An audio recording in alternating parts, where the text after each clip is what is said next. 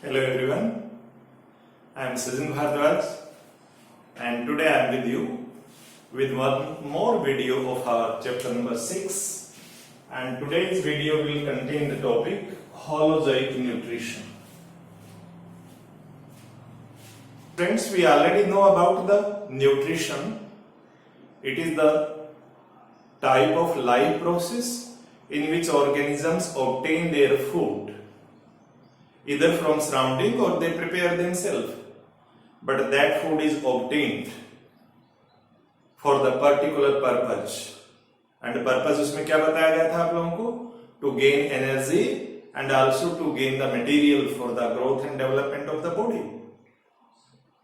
तो जब हम न्यूट्रिशन की बात करते हैं तो न्यूट्रिशन में आप बच्चों को हमने दो मोड पर्टिकुलर बताए हैं, जिसमें से एक हमारे पास मोड ऑफ न्यूट्रिशन है ऑटोट्रॉफिक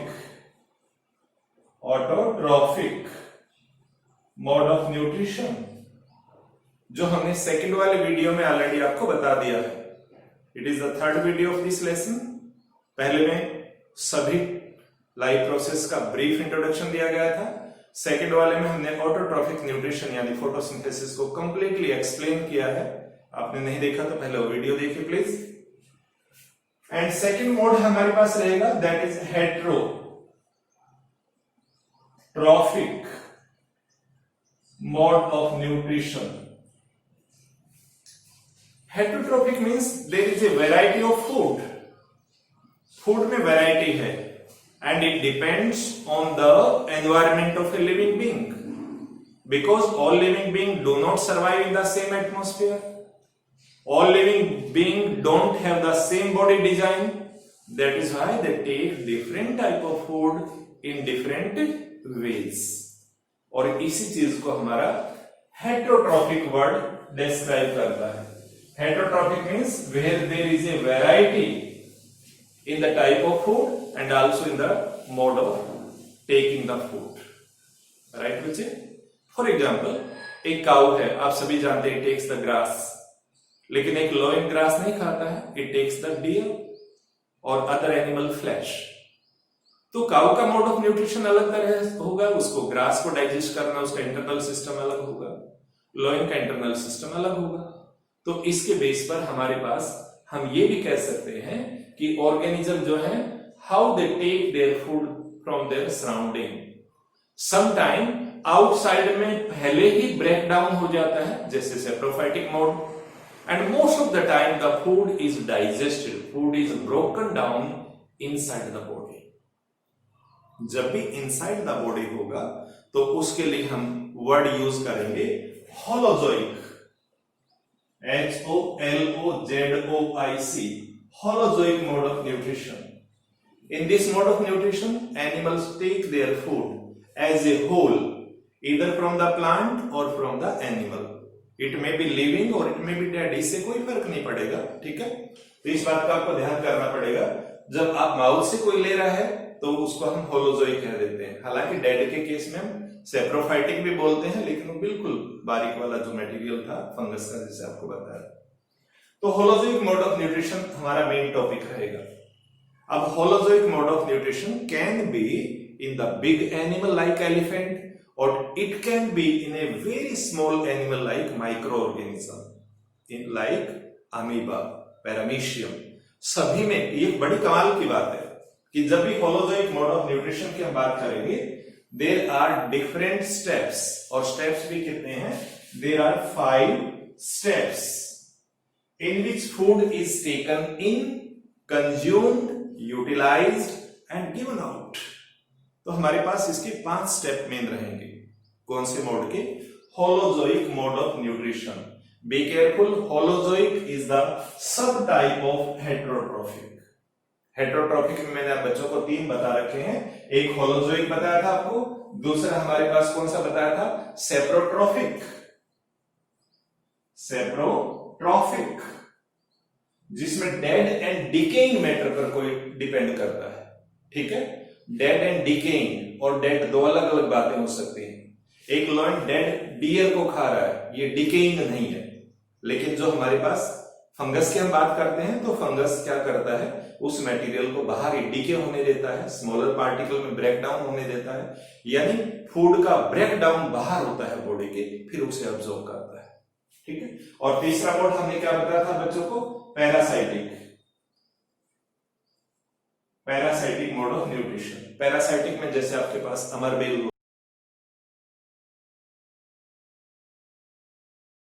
होती है, सुना होगा, कैस्केटा बोलते हैं उसे हम, और हमारे पास कुछ और दूसरे प्लांट भी इस तरह के हो सकते हैं। There are certain insects which are parasitic mode, there are worms, आपने टेप वर्म सुना है, सभी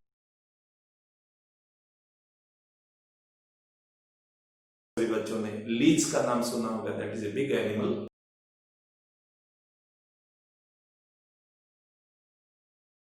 which can suck the blood from the other animal body, right? तो हम बात कर रहे हैं फिलहाल केवल होलोजोइक पर, इस पर फोकस करेंगे। Holozoic as I have written 5 steps. तो पहला स्टेप हमारे पास इसमें रहेगा, first step, that is injection. Injection means intake of food. I will explain with the help of diagram also. हम इसे माइक्रोस्कोपिक अमीबा का डायग्राम लेंगे अभी, और उसके बाद में उसको स्टेप वाइज फिर से एक्सप्लेन करने वाला हूं। That is injection. Second step is digestion. Third जो हमारे पास स्टेप आएगा that is absorption.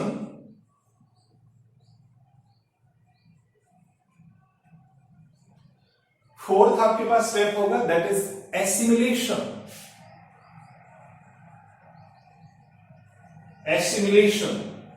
And fifth and that is the last one is, वो इंजेक्शन से काफी मिलता जुलता है, दैट इज इजेक्शन।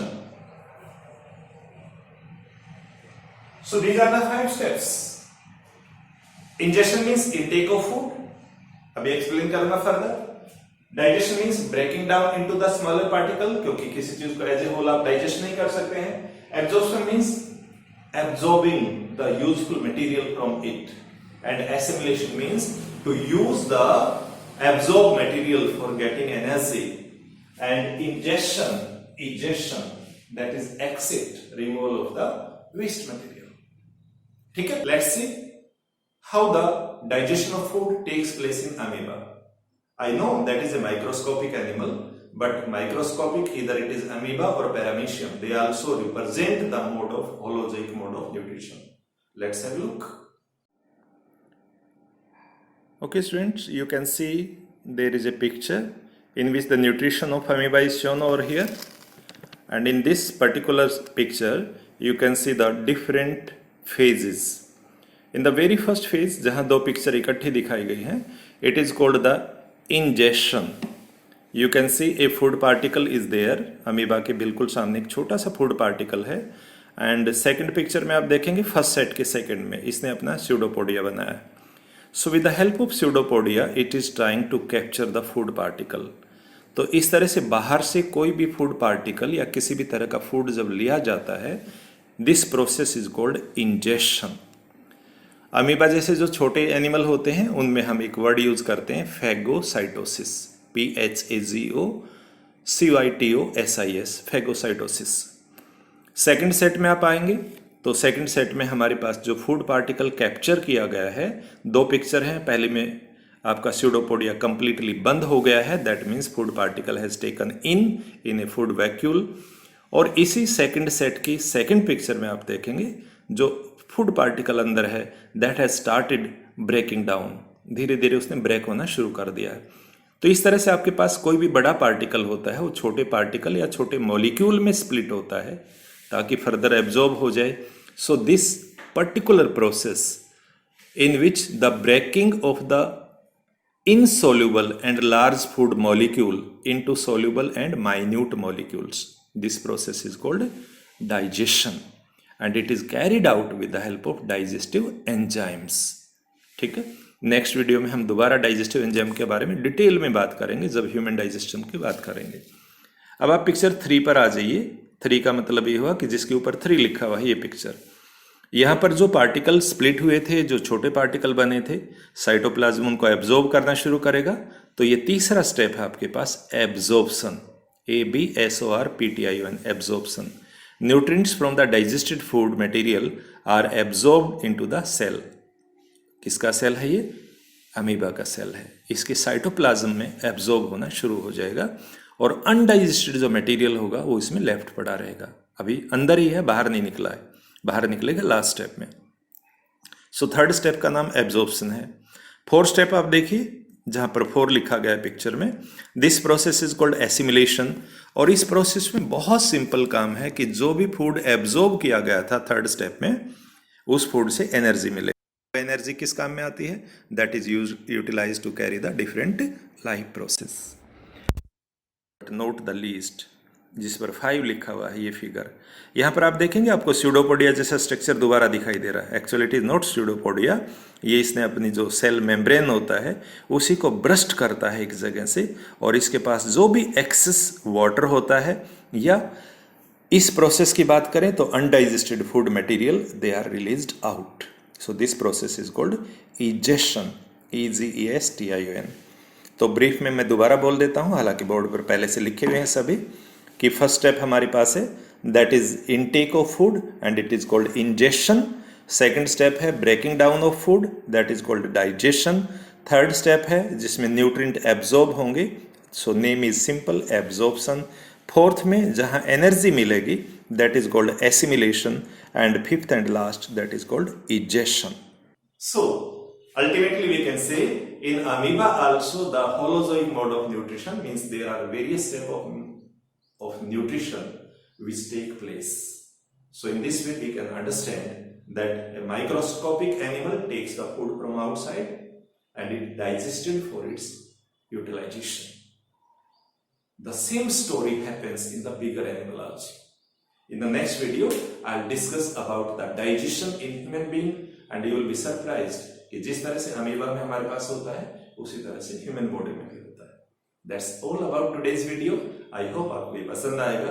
अगर पसंद आता है तो प्लीज दूसरों को बताएं। अगर कोई कमी लगती है तो आप मुझे सजेस्ट करें। Thank you very much. Stay safe, stay healthy.